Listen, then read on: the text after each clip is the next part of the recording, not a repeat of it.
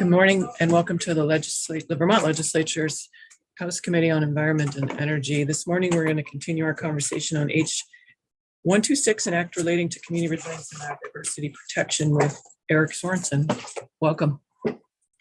Good morning. It's good to be here again. For the record, my name is Eric Sorensen. I'm an ecologist. I live in East Calais, Vermont. I worked for the Vermont Fish and Wildlife Department for 25 years and retired about a year and a half ago. I wanted to just give a little bit of background about myself quickly. While at work, my focus was on conducting inventories of natural communities around the state, which was a pretty amazing job. I just got to go look for cool places and sort of document them. The other part of my work was another part was working on the wetland rules, implementing those, participating in regulatory review for Act 250 and Section 248, especially for larger projects that affected landscapes or natural communities. And in the last 10 or 15 years, working on conservation plans, including Vermont Conservation Design Habitat Block Project. And I was one of the assistants on the state level for the Nature Conservancy's Resilient and Connected Landscape that Mark Anderson did. So I just wanted to put that out as sort of my background and my interest. The other side, and I wanted to say something about the committee and your witnesses, but I wanted to say my background is also that I care deeply about Vermont and our landscape. I care deeply about the sense of place that this is, the communities, the neighborhoods, the whole feel of what Vermont is.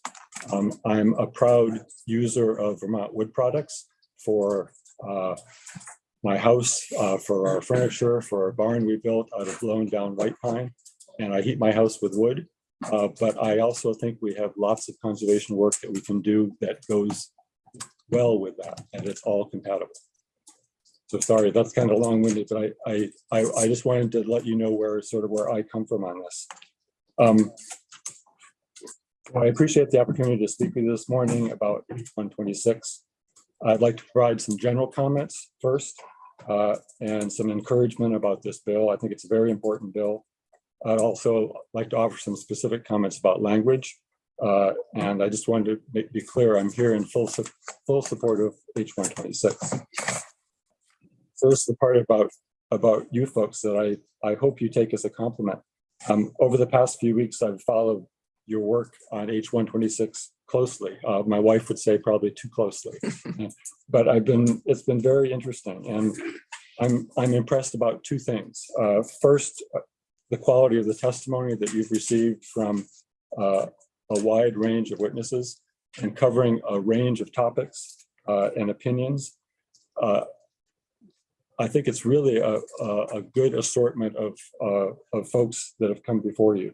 And second is from watching the committee from the beginning and seeing how much the committee has advanced in its understanding of biological diversity and landscape conservation and wildlife biology and forest management is pretty amazing. And I recognize that this is only one of many bills you're working on. So don't ask me anything about bottles or ask me anything about hazardous waste because I have nothing there. So I just wanted to put that out there.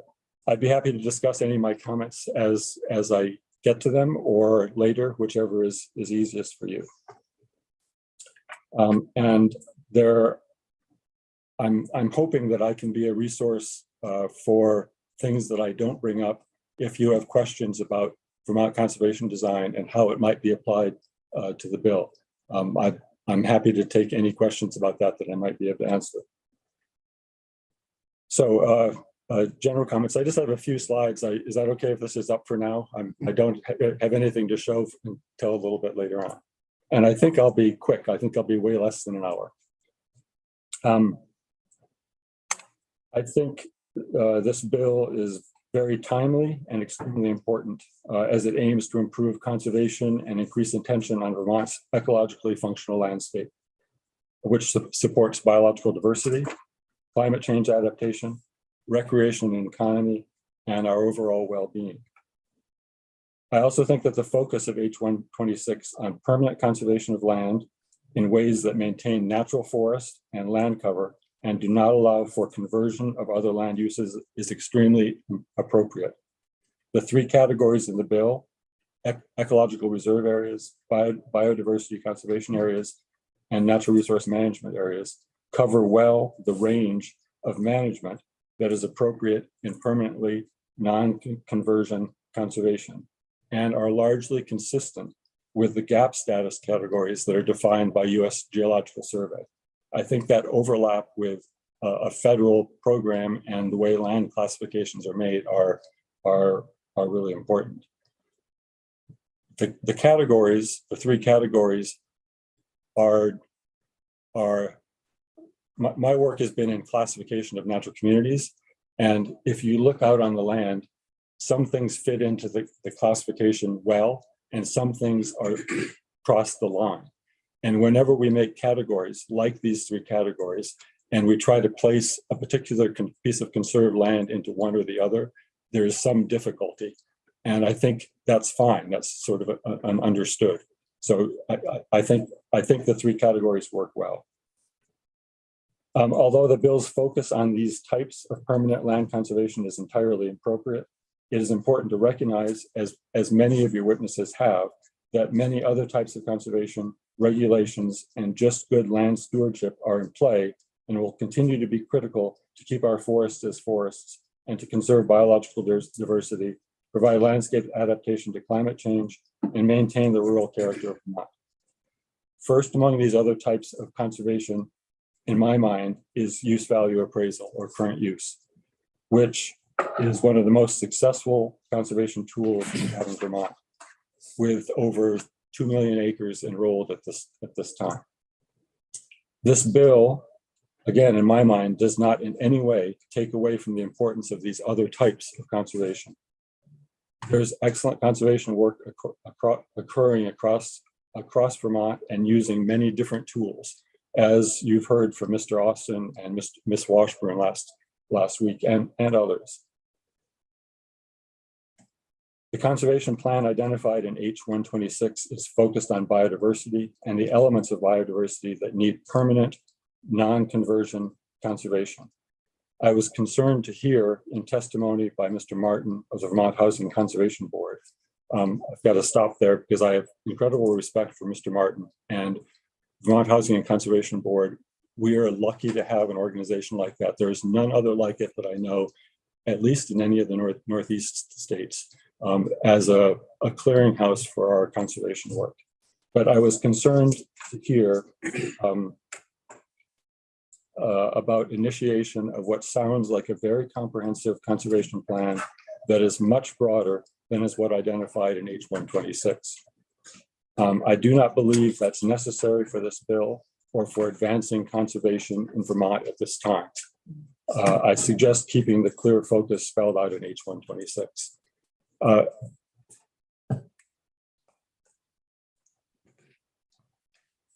Part of my concern about that is the focus of the bill is on biological diversity. And if you look at items that are potentially to be included in that broader conservation plan that bring in issues like TMDLs, total dissolved maximum load, which is a measure of phosphorus in our waters, something that the state has struggled with for years on how to correct, or basin planning, watershed basin planning, which is incredibly important. But a lot of those units don't mix well when you're coming up with a conservation plan, especially when you're focusing on biological diversity. And I've been involved in enough conservation planning that to the extent you can focus on the issues that you want to address, that you can be much more likely to be successful.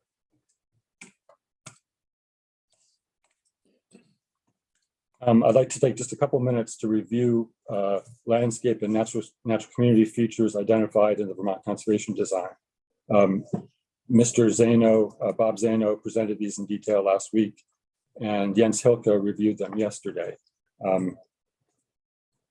I wanted to cover them again because I think they're sort of at the core of some of the questions that have come up, including some from Representative Sibilia, who how do I advance the slide?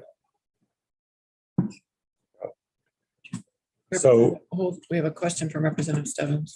Thank you, Madam Chair. First, I apologize. I'm late. You may have clarified this.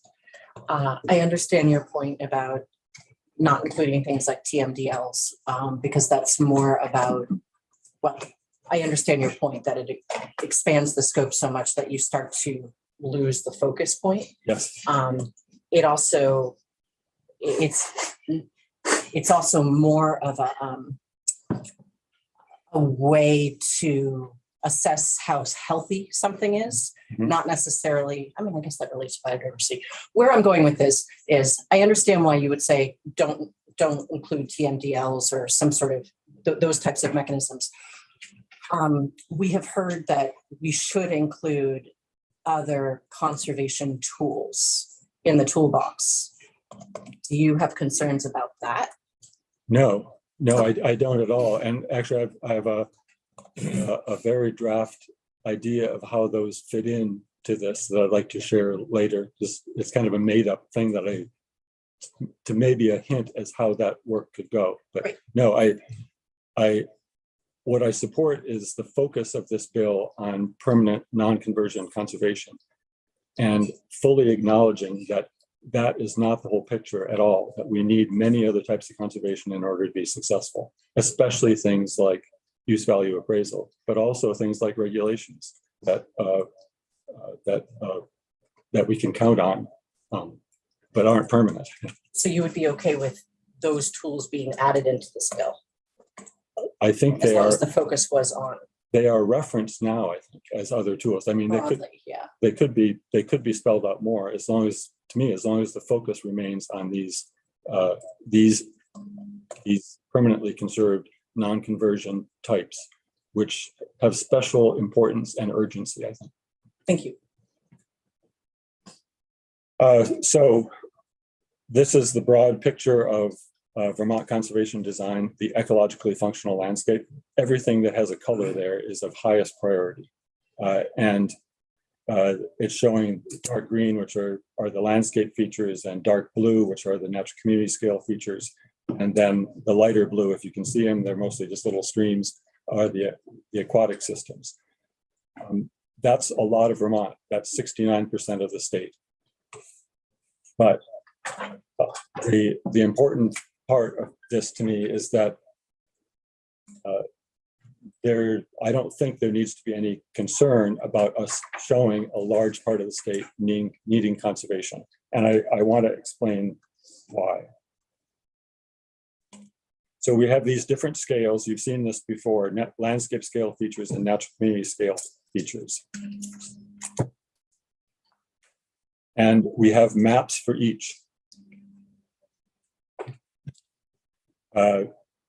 Maps of old forests, maps of interior forest blocks, maps of connectivity blocks, maps of surface waters and riparian areas, the additions of additional forest blocks to fully represent physical landscape diversity.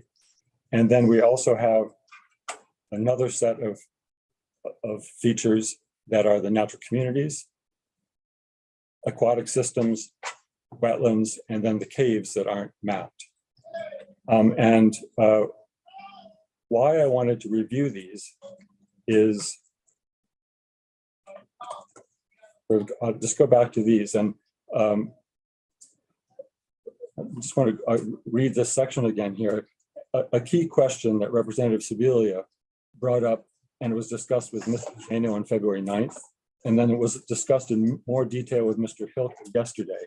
It is, and I think I have this right, and you may have resolved it yesterday, but I wanted to go back to it, is how do these features of Vermont conservation design and the conservation targets for each relate to the conservation goal in section 2802B of H126, specifically, which says, in order to support an ecologically functional landscape, the sustainable production of natural resources and recreational opportunities, the approximate percentages of each type of conservation category shall be guided by the conservation targets within Vermont conservation design, including the use of ecological reserve areas to protect highest priority natural communities and maintain and restore old forests.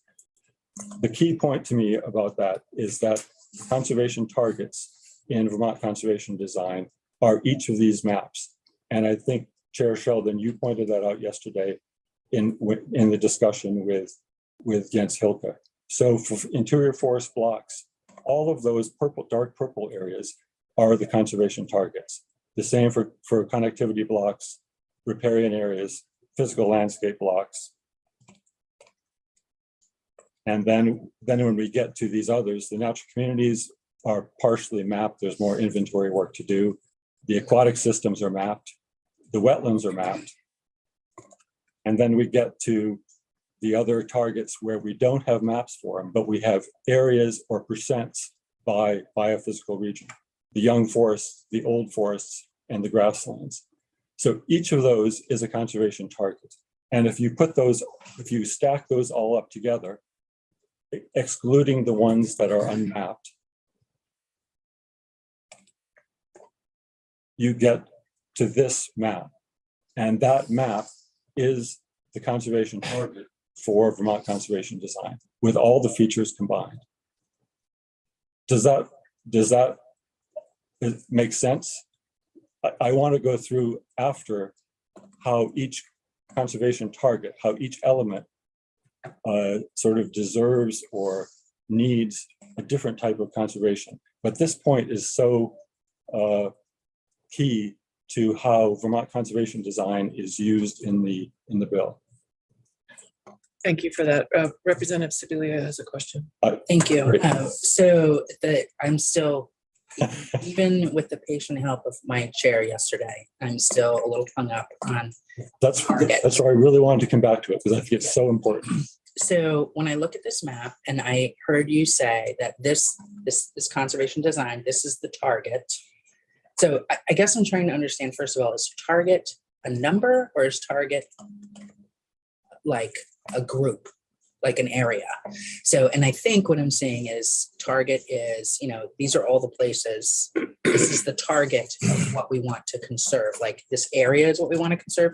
80% of this area is what we want to conserve. Yes, I think that's very close. Getting closer. For interior forest blocks, there are, I don't know how many forest blocks that are shown in purple. Each one has, it's a defined area. They're bounds. You hit a road and that's the edge of it.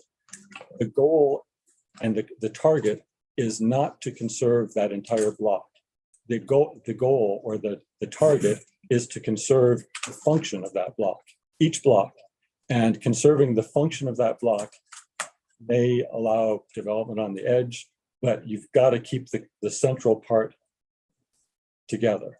So for forest blocks, any of the forest block types, the target is the block and all the blocks and that are mapped and the functions that each provides. For the other types, the ones that aren't mapped, the old forests, the young forests, the grasslands, is that all? I think that's all. Those, we don't know where they all are. And the young forests are going to move around depending on how we do forest management. And that's fine. We don't need to spell them out. So for those, we need to have a target that is an amount that is appropriate for each biophysical region. Because the amount that you need in each biophysical region varies with the types of forests you have there. In the Northeast Kingdom, where we have a lot more spruce and fir, you need more young, or our reference amount is more young forest there than in areas where we have oak and pine, where you have less disturbance. So that's why the numbers vary a little across biophysical regions. For old forests, we don't know where those should be. We have some places that will become old forests because they are Green Mountain National Forest wilderness or things like that, but we haven't picked where they should be. But we have the targets of how much we need in each biophysical region separated by forest types. So that work hasn't been done to figure out where they should go. That's partly what would come next, and is an exciting thing to do. So should is an interesting word to me with Yep. growth forests. I mean, is it not could? I mean, like, isn't it like, aren't we examining where that is probably likely to happen as opposed to should happen? Like, we're not going to manufacture, oh, we like an old growth forest here. I mean, it's more like this is the right Well, composition and yes, there are places where it will happen now because of it being designated as a wilderness area. Even though they may not be old now, they will become old. The should part to me, or could, is we can say, if we want to follow the guidelines of Vermont conservation design, we need a distribution of these old forests scattered to represent the landscape. And so yes, to me, it's a should if you are following the conservation targets of Vermont conservation design. All of Vermont conservation design is a vision of how we can keep this ecologically functional landscape. well, I think I'm closer, Madam Chair. I don't want to take the whole committee with me, but I guess I will ask Eric if I can have some more time.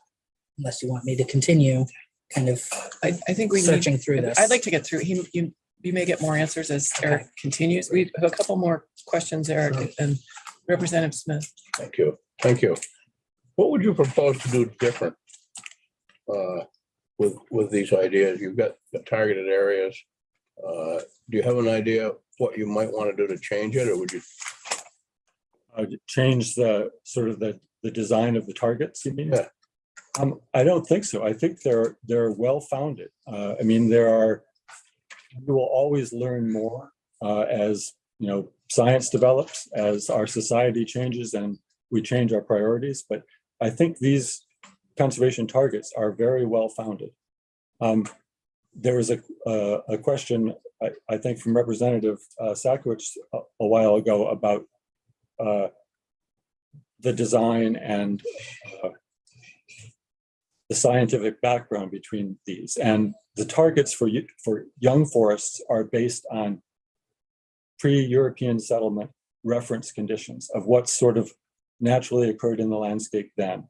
And it's a useful reference now. If we have more, that's fine. If we have some less, we are going to lose some species.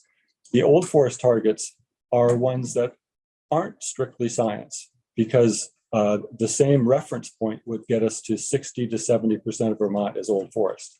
And if we want other things to happen in our forests, we can't have that much of it be old forests. So for those, the 15% target of forest blocks, which is the same as the 9% target of forests statewide.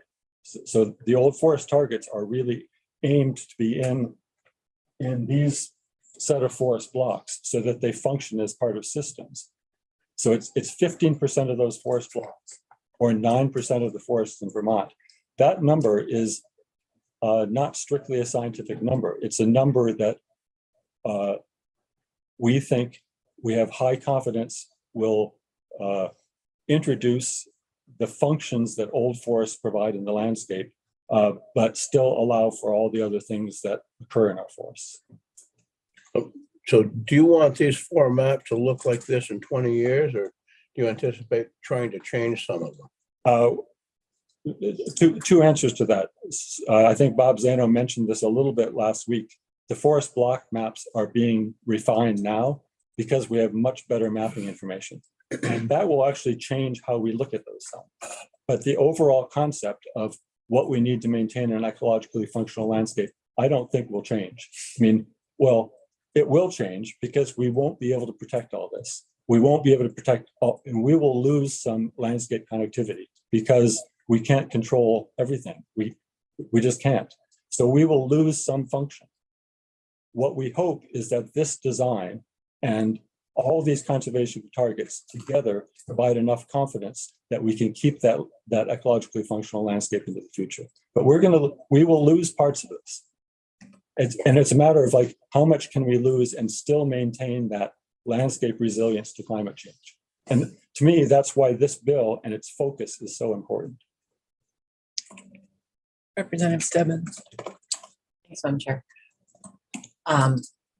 So I think part of the challenge is we hear different percentages at different times. Like you just mentioned 15 and 9%, but yesterday when Jens was here, we zoomed into the Northeast Kingdom and where we saw goal parts for like 5% young forest, et cetera. So it's, as the testimony weaves, it's the percentages feel like they shift around. I think, thank you, Representative Sibilia. I think maybe I'm getting it. Maybe you could tell me if I'm wrong. The reason why it's okay, not okay, but the reason why you're saying you think it makes sense to show all of that green for the Vermont Conservation Design planning process is because what it's showing is the landscapes and the communities and the species that writ large we need to target maintaining those functions. Yes, exactly. Whereas, which doesn't mean we have to conserve all of it. Absolutely not. We can do the edges. It's more like those functions writ large. Or can I just inject? Conserve in the broadest sense for all of it. Okay. But not permanently protected non-conversion. Okay. Versus the other category of young and old forest, shrublands, grasslands, we don't necessarily know where exactly yet. And it's also moving around. So in that area, we've assigned a percentage. Exactly. Okay. Thank you. I wanted to go back to your first point, though, that I don't think the numbers have changed. If I wanted to share that number of 15%, because that was the actual first conservation target for old forests. And it's because those old forests, we want to be located within these forest blocks so that they function. They really function as part of the larger system. So it's like a subset. It's the same number. It's 15% of those forest blocks, which is equivalent to 9% of the forests in the state. It's the same. Got it. It's Okay. The 15% sort of targets where they should be. Thank And you. it doesn't mean that old forests outside those aren't important, because they are. And we will have some through current use and other means. Another question. I do. Representative So, Sibilia. Eric, I just heard you say conserving in the broadest terms possible. Yes, And in our bill, conserve is defined as permanent, yes, which is not the broadest terms possible. right. So that I don't understand. I'm disconnected there on No, I mean, I think it's what we talked about a little bill bit says. at the beginning. The focus of the bill on permanently conserved non-conversion, I think, is entirely appropriate. And I'll actually go into my draft of why that is and why certain features need that. It does not in any way exclude the other types of conservation that are really important. We won't be successful if we say it all needs to be permanently conserved and with non-conversion. We need use value appraisal. We actually need just landowners doing the right thing, like they have. We need land trusts that protect farms that aren't part of non-conversion. I mean, all that fits into it. But the focus of the bill on that narrow part, because of the sensitivity of those places, because of their irreplaceability, and because some of them need very specific management, I think is especially important. Does that help? Yes. It helps, but I will, as the chair suggests, listen to the rest of your presentation.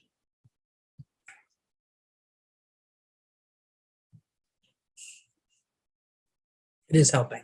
It is helping. okay. It may take about 20 times to That's now get in there. I kind of lost my place here. Just a second, please.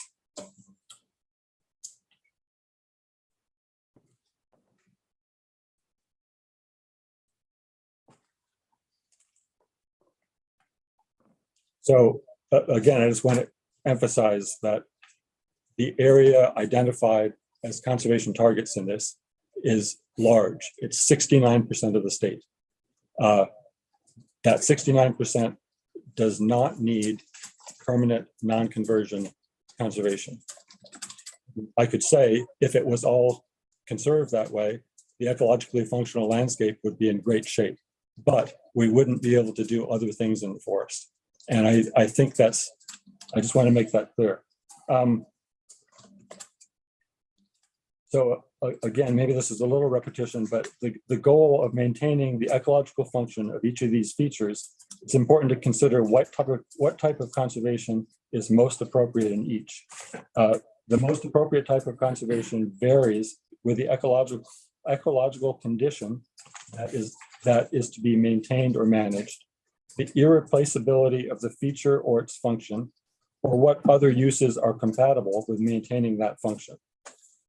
And that assessment of those kind of factors, and there are more, that's just my made up list, is really at the heart of what H126 calls for and what needs to be done to develop a focused conservation.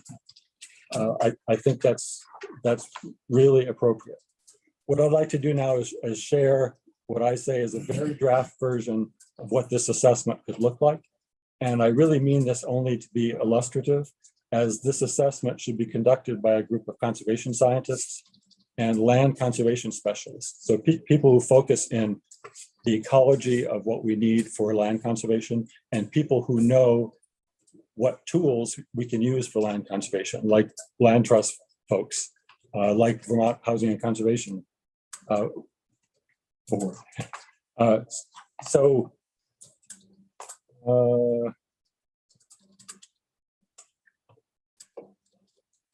Yeah, so let me show you what that is, and I hope this doesn't create confusion, because I want it to be helpful. So on the left side are all the features that are part of Vermont conservation design.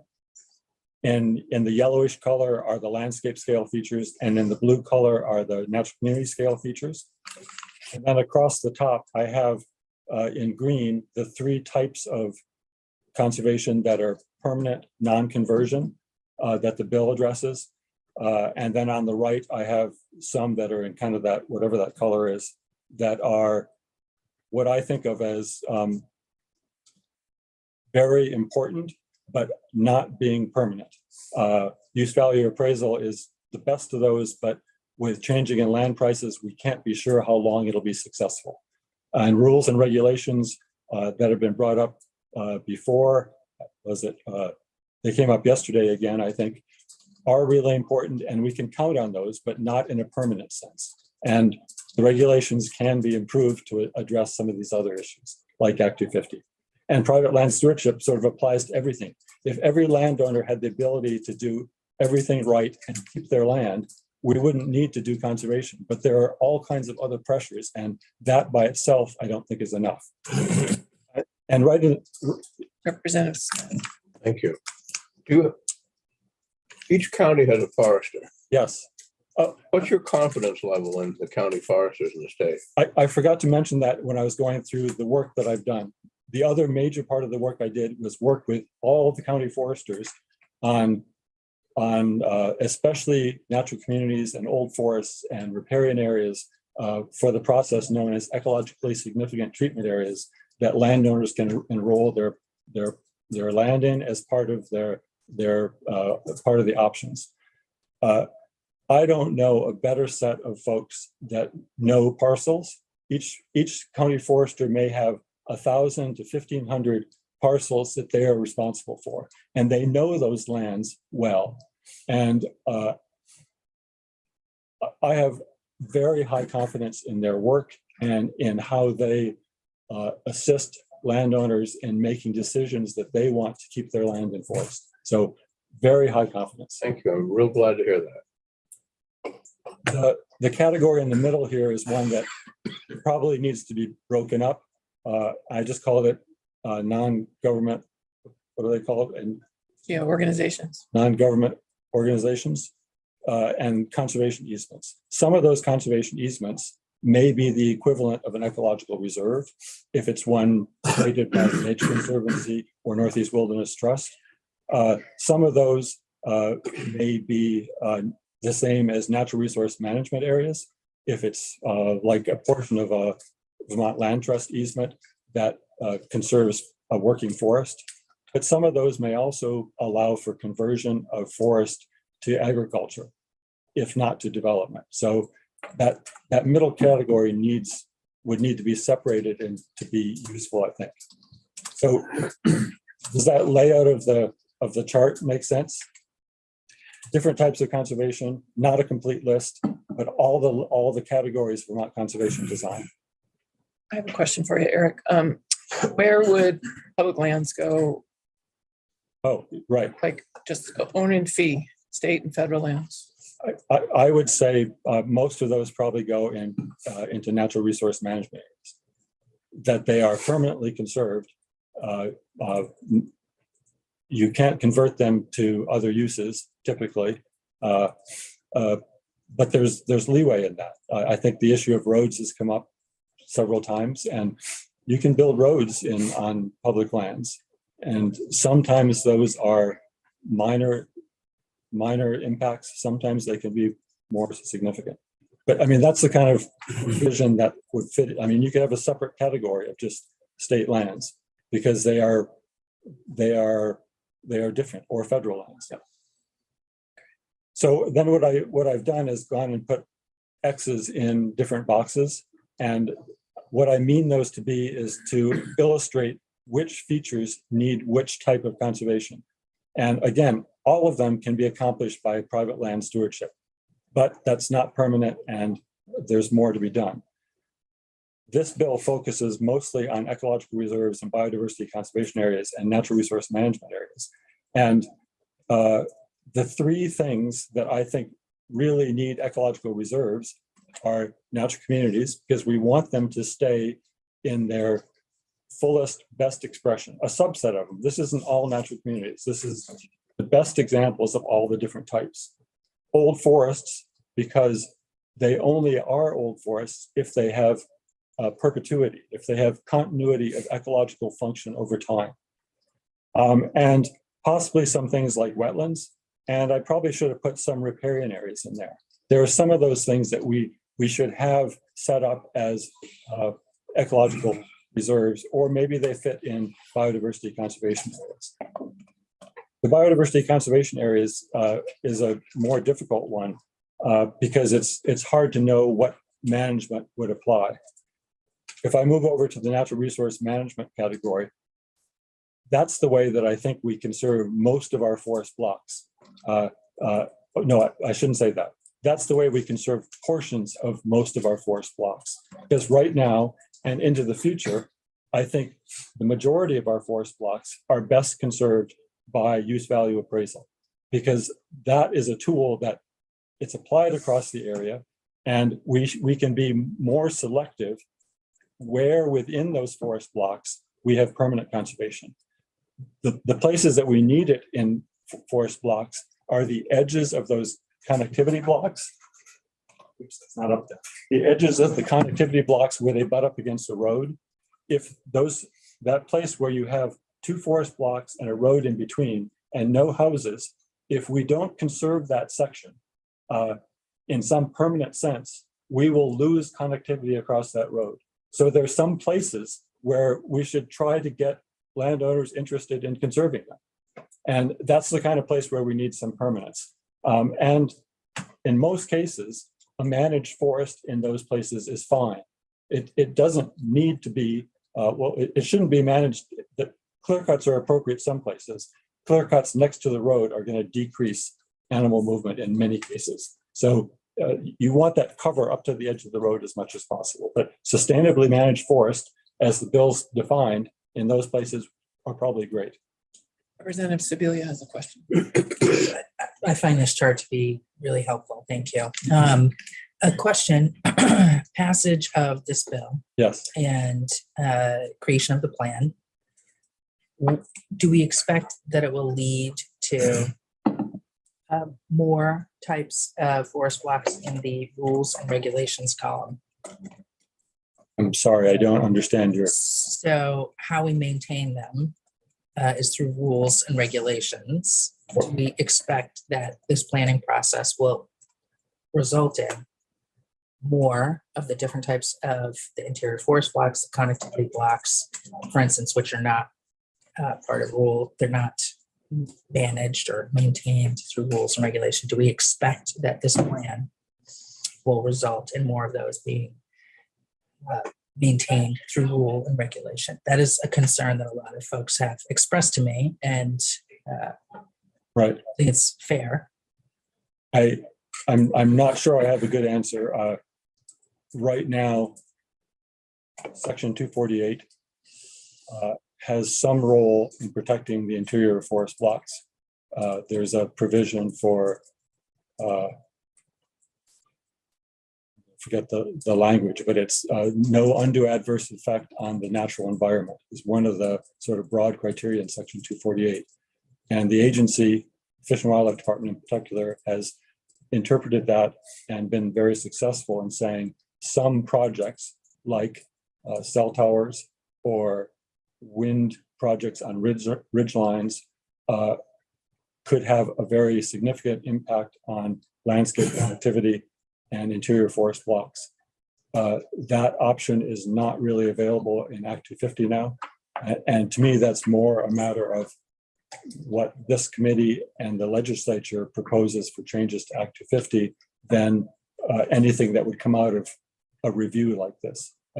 If I understand right, in the bill, there's a suggestion of what tools could be applied to do this, suggestions, but Do what? to Maintain those. maintain the ecologically functional landscape. Like, what are the full range of tools? I think, isn't there an inventory of what those are and what they could be? So there could be a suggestion of that, but I don't see any new rule coming out of what the bill asks for to close those gaps. That seems like it's more something that would happen with you folks. Is that helpful? Is that accurate? I don't know if it's accurate. Well, I mean, certainly the legislature can take action and, repeal action, whenever it wants to, really. So I understand that. But this graph is very helpful. Okay, great. I'm glad. And I may have this wrong. Okay, this is my idea only, and this is not something for me to do on my own. But I thought it would help to sort of get a sense of how things fit together and what a product from this coalition of folks, conservation biologists and land conservation people, would come up with on how to make this mix work. Representative Just out Baumgart. of curiosity, why are there not X's all the way down in the NGO conservation easements? For instance, why couldn't they be used to preserve a wetland? Or I was just curious why you left them off at the bottom. You stopped for some reason. I think you're right. I think I forgot to. Yeah, I was wondering about that. I think that's it. Yeah, Yep. Okay. it's a good example. It's a great beginning to get people It's thinking really- about what the deliverable might be. This was other than me figuring out how to make a table, this was like a half-hour thing of filling in. To keep the mind nimble. Let me see, I have more. But I think that's, I have specific language suggestions and I can go through those. I don't know how we're doing on time. Am I okay? It would be great if we could stop at 5 minutes until the hour. So Okay. we have a few minutes to hear your suggestions. Those are, I've written comments and they're all in those two. Great. And for each one, I've sort of got some ideas of why I'm suggesting a change and then some changes and track changes. For section 2802, there are a lot of uncertainties about how we go about land conservation, how successful we'll be, how landowners will be, whether landowners will be interested, how much funding there is, how much staffing there is. And I don't mean to water down the goal, but I would suggest that maybe instead of saying 30% shall be conserved, that state that this is the goal, that the goal is 30% conservation. I'm hoping that the agency is going to submit comments to you, and if they do, I'm hoping that one of the suggestions that they have, I would like to echo, and it's that at the beginning of that section of the goal, instead of stating the goal as 30 by 30 and 50 by 50, state the goal as an ecologically functional landscape with the steps along to that goal being 30 by 30 and 50 by 50, because the goal really isn't 30%. That's just it's a catchphrase. It's an international catchphrase and a good one, but it's an interim step. So putting ecologically functional landscape as the main goal with those sub goals would be great. In section 2802B, I don't see your actual language though on the functioning landscape. Oh, you're saying you're anticipating we'll get that. I actually forgot to write it in here, but I think that's a really good one. It is important. The goal is the ecologically functional landscape. Right. Yeah, we got that. Yeah. Could you fix that and send it to us? I sure can. Yeah. Yeah. In section 2802B, I think Vermont Conservation Design is the appropriate tool for this work, but there are other conservation tools, and there's always new information becoming available. I suggest a little flexibility to acknowledge principles of conservation science. So really just adding principles of conservation science and by the conservation targets within Vermont Conservation. In section 2803A, this is sort of out of this isn't my business, but I think it's really important that A&R Secretary remain the lead for developing this conservation plan. The conservation plan outlined in this bill is a conservation science project, and the expertise for developing plans lies primarily within the Vermont Fish and Wildlife Department and with cooperating conservation organizations, both conservation scientists and those organizations that work on land protection. Again, I have the highest respect for VHCB and Trey Martin, but I really think this should remain with the agency. If you read the missions of the agency, the Vermont Fish and Wildlife Department and Vermont Housing and Conservation Board, the mission fits best with Vermont Fish and Wildlife Department. This is their charge, and to have it go to another organization as the lead, I think is inappropriate.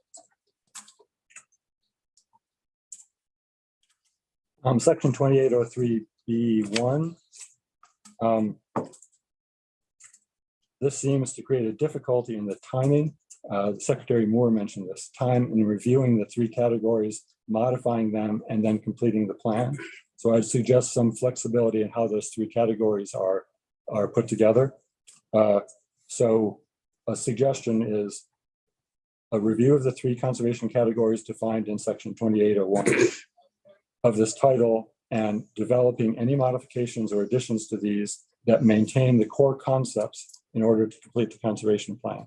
So that it doesn't, there's a timing issue that if the agency has to come back and say, we want to change these categories slightly, but then they have to implement the plan or construct a plan based on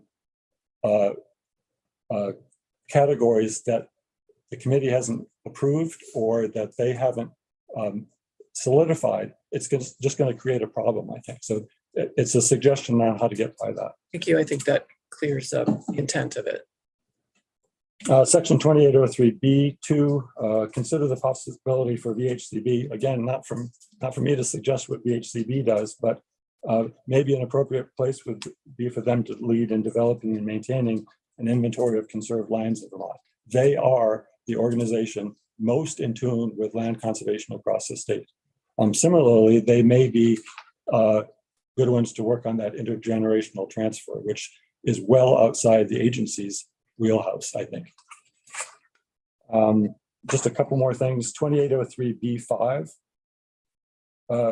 This is an important one to me, and I don't really have any big suggestions for what changes, but there's currently not a land classification category or a legal process to designate ecological reserves on state lands. I suggest making it clear that these ecological reserves shall be permanently protected. I want to point out that all of our state lands come up with management plans, 10-year management plans that are developed by the district stewardship teams. And like the county foresters, I have really high confidence in the work that those district stewardship teams do. And they often come up with proposals that are the equivalent of ecological reserves. That happened at Bill Sladek. There was an area that is wetland and these amazing spruce forests that sort of interior in that park. And it's happened at Camel's Hump, where areas have been identified as especially important. And they get put into things like highly significant treatment areas, but there's no process to identify those and make them permanent on state land. And I think that's something that's missing. And this would help address that.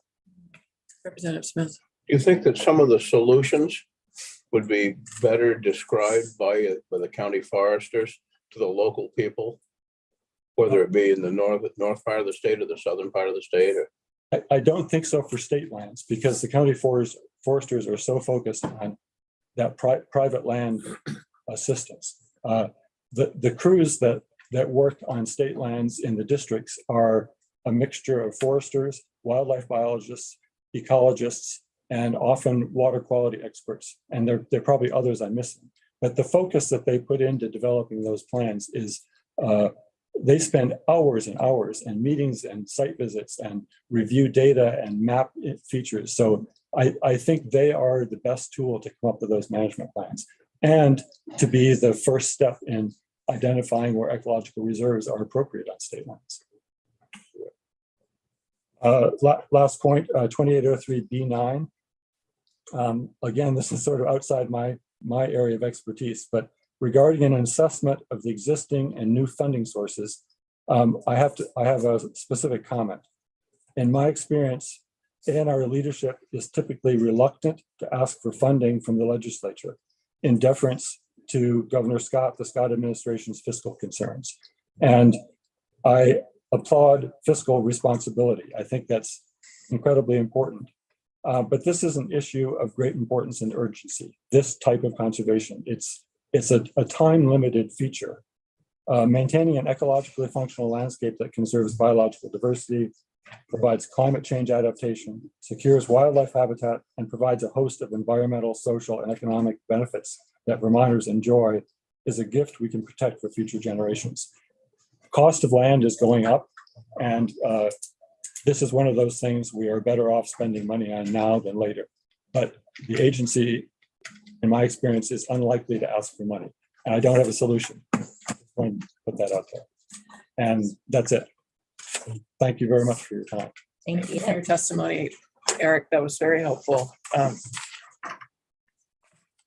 Stebbins, we do have a 10 o'clock with our attorney to do markup on household hazardous waste. So I want to keep that in mind. Go ahead. Thanks, Madam Chair. Very quickly, I mean, your comments about, ANR being reluctant to ask for additional funds, and then your previous comment about the work of this should really stay with Fish and Wildlife. There's a conflict in that, isn't there? Well, and also the fact that, VHCB started this and clearly recognized that there was a need for this this past summer. And so I guess I'm worried that if we're understaffed or, we're giving too many tasks to state staff, and another entity has said, okay, we will help facilitate. I don't see VHCB actually doing the mapping per se. I see them more as a facilitation. But so I just want to probe that, because if everything I hear from constituents and friends that work within the state are that they have more work than they can juggle right now. So I guess I'm just worried about that.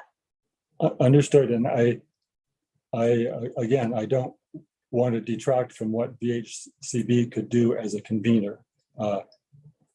I'm more worried about them being a convener if the scope of the conservation plan becomes so broad that it becomes a spinning wheel to solve biodiversity issues along with TMDLs and all those other things. I think I've seen many times tried and really failed because there are mismatches and it's hard to make those work. And would you feel more comfortable with VHCB continuing that convening role if the scope was very clearly focused? Thank you. Thank you again for your testimony. Very helpful. I have a feeling we could sit here and talk to you the rest of the morning and learn so much from you. I have a number of outstanding things that would be, we may ask if you are available soon to have you back and probe further. You have a great way of presenting the information to make it accessible. So thank you. Absolutely. I'm happy to do that, especially if I don't have to make a presentation, if I can. Yes, answer the I think that we have, I mean, I have literally have a number of my own, so, but more conceptual, helping the members understand things is where we may come back to you. One way we could do it too is Jens gave you a great overview of BioFinder. We could look at some of these things just with a map of BioFinder live, if that's helpful. I don't know if that qualifies as testimony or not. It's helpful. We will be back in touch. Thank you. Thank you. Thank you very much. Thank you.